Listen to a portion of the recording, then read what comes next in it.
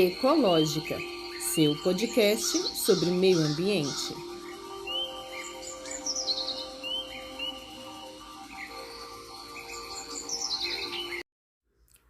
Olá, sou Tatiane Costa e este podcast irá explicar, conversar, debater e te atualizar sobre todas as questões acerca do meio ambiente. Sejam todos bem-vindos e bem-vindas.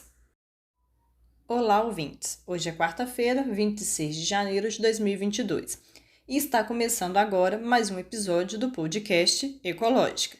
E hoje eu irei falar sobre as chuvas em Minas Gerais, no quadro Meio Ambiente em Pauta. Meio Ambiente em Pauta, um quadro do podcast Ecológica que traz as últimas da área ambiental.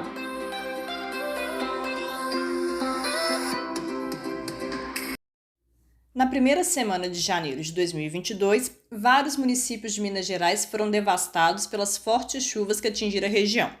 Segundo a Copasa, que é a Companhia de Saneamento de Minas Gerais, os índices pluviométricos indicaram que somente naqueles primeiros dias choveu no sistema produtor do Rio das Velhas quase o dobro da média histórica para janeiro. E em relação ao mesmo mês em 2021, já choveu 5 vezes mais no sistema. E a razão para uma chuva tão volumosa, histórica e atípica e para as inundações decorrentes dessa chuva é uma só, a ação do ser humano. Pois o processo de inundação ele é natural e acontece quando um grande volume de chuva cai ao longo de um curso d'água, como rio, ribeirão, córrego, dentre outros, e eleva rapidamente os níveis de água desses cursos d'água, que transbordam para sua margem, que também é chamada de planície de inundação, por ser a área que será ocupada pelas águas dos cursos d'água quando há o transbordamento. E estas áreas não eram para ser ocupadas, uma vez que pertence aos cursos de água. Ainda que em períodos de estiagem, os períodos não chuvosos, estas áreas não sejam inundadas, elas são uma extensão dos cursos d'água, por assim dizer, porque no período chuvoso, essas áreas serão ocupadas pelos rios, pelos córregos, pelos ribeirões, quando o seu volume extravasar. Então, quando atribuo ao ser humano a responsabilidade dessas inundações, é no sentido de que precisamos respeitar a natureza e seus limites. É no sentido de que temos que elaborar e termos planos diretores condizentes com a nossa realidade e com a geografia das nossas cidades. Temos que trabalhar as questões de uso e ocupação do solo, levando em consideração as questões socioambientais. Temos que rever os planejamentos urbanos que existem por aí e elaborar novos e melhores planejamentos urbanos. Precisamos também entender que tais tragédias decorrentes de fenômenos naturais são produtos histórico-social, uma vez que estes maus planejamentos urbanos existentes em todas as cidades hoje, até mesmo nas cidades que foram planejadas desde a sua origem, como Belo Horizonte, por exemplo, são antigos. Mesmo que os mesmos foram atualizados, mesmo que esses planejamentos urbanos tenham sido atualizados recentemente, eles são antigos, porque se valem de técnicas e estruturas antigas e que não mais se aplica na configuração das cidades de hoje e nem nas questões socioambientais que estamos vivendo, os contextos e questões socioambientais que a gente vive hoje, como mudanças climáticas, por exemplo.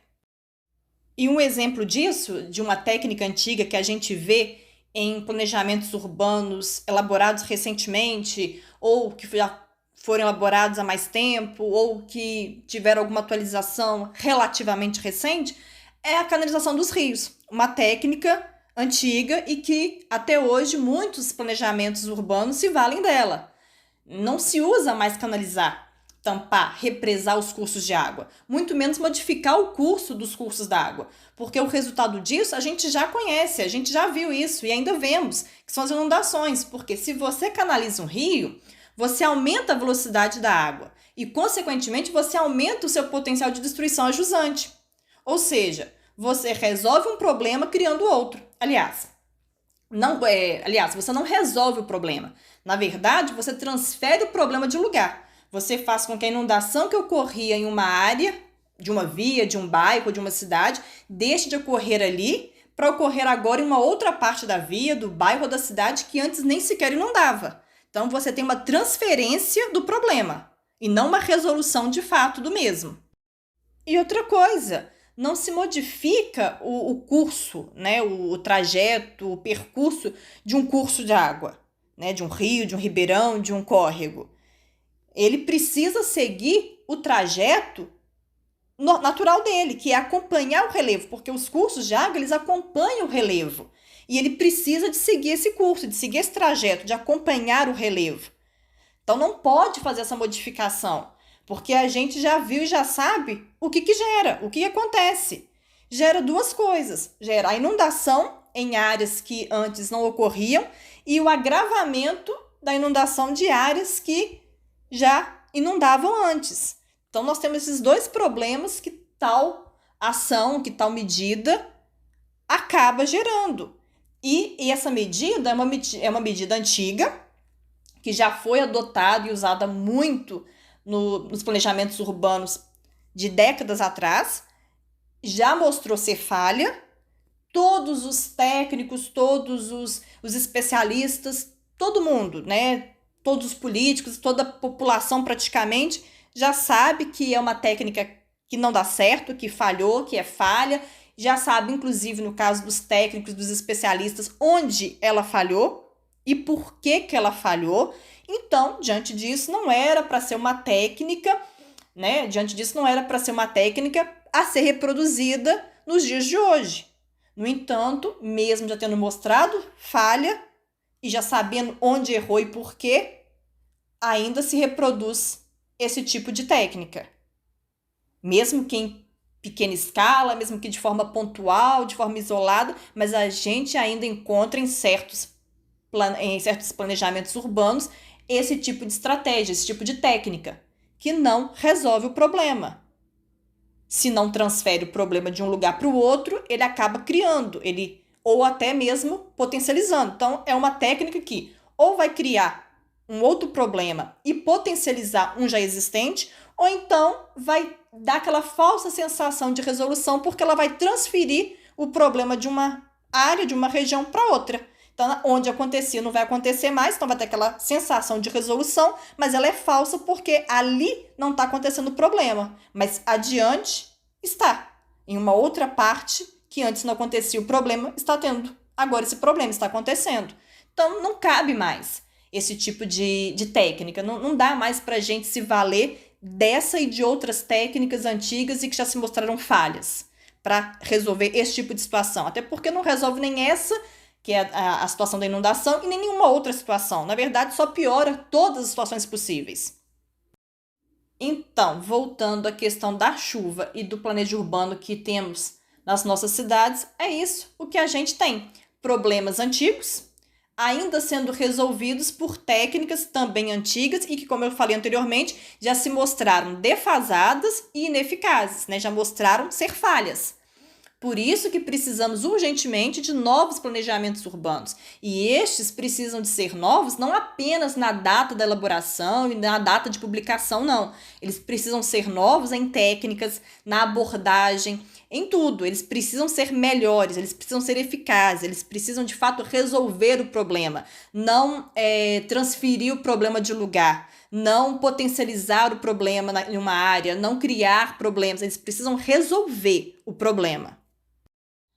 E a exemplo disso, tem-se uma medida que eu não digo que é simples, porque passa pela realocação das pessoas que moram nas áreas de risco, seja de risco à inundação, seja de risco geológico. E esse processo de realocação, ele não é um processo fácil, porque trata-se da identidade, da história, das relações, dos laços, da vida dessas pessoas, dessa comunidade, nesses espaços em que elas viveram, vivem e estão inseridas.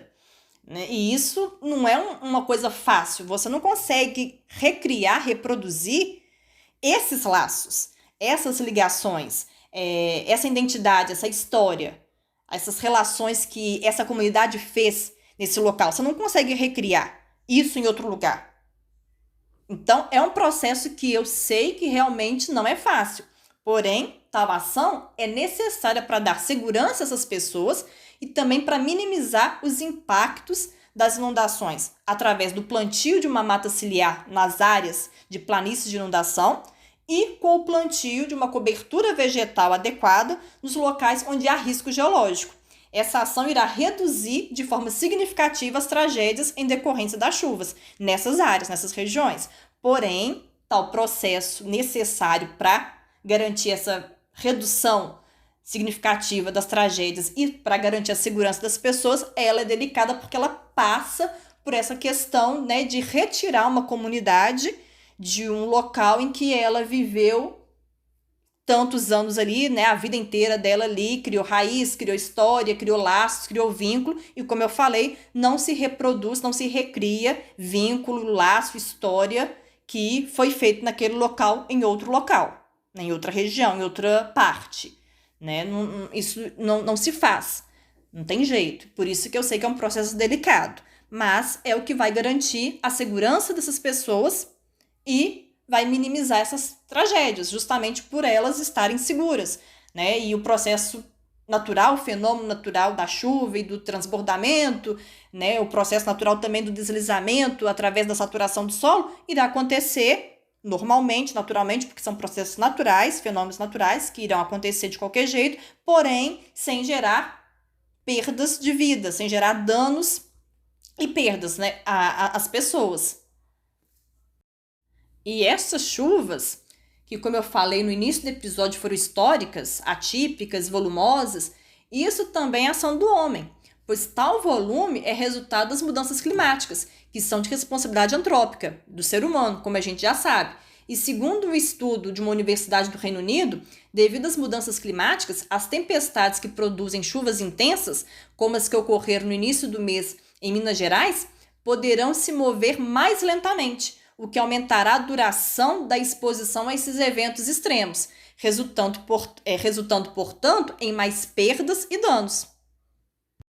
E é por isso, é nesse contexto, nesse sentido, que eu atribuo a razão das chuvas, das inundações, ao ser humano.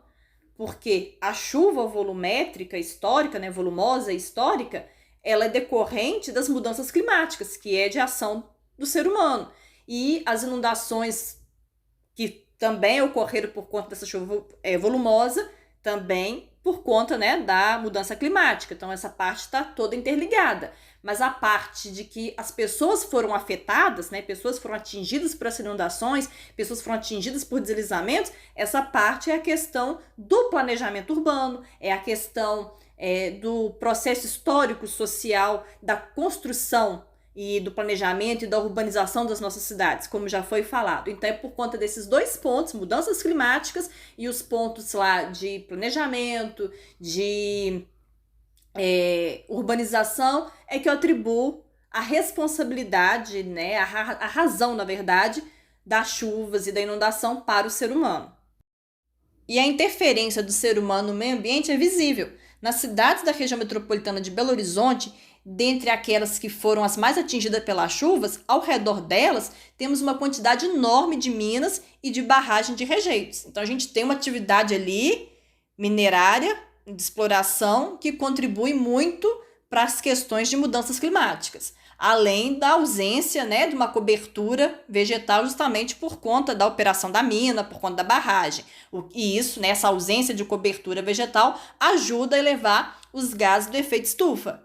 Além também de uma expansão imobiliária desenfreada que vem acontecendo na região de Nova Lima, na divisa com Belo Horizonte. E na própria porção também de Belo Horizonte, na divisa com Nova Lima, também está tendo uma especulação imobiliária ali acirrada, ferrenha, desenfreada.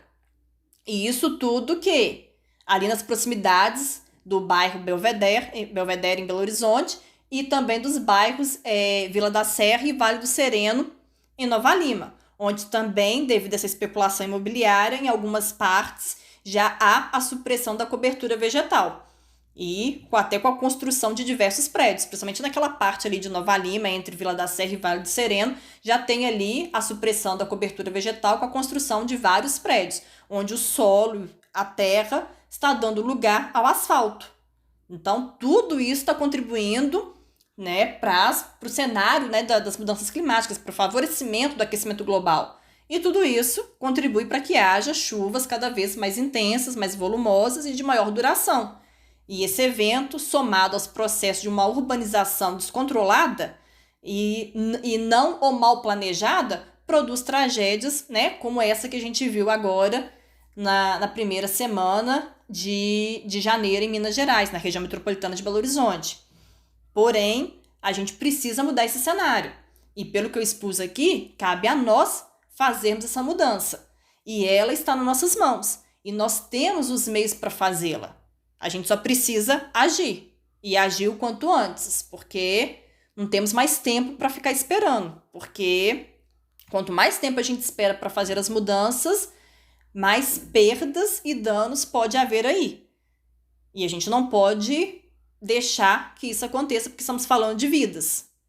Isso é muito sério. Bom, é isso, ouvintes. Chegamos ao final de mais um episódio do quadro Meio Ambiente em Pauta, aqui no seu podcast sobre o meio ambiente, o Ecológica. Agradeço a vocês por terem ouvido, espero que tenham gostado e até o próximo programa. Espero vocês lá.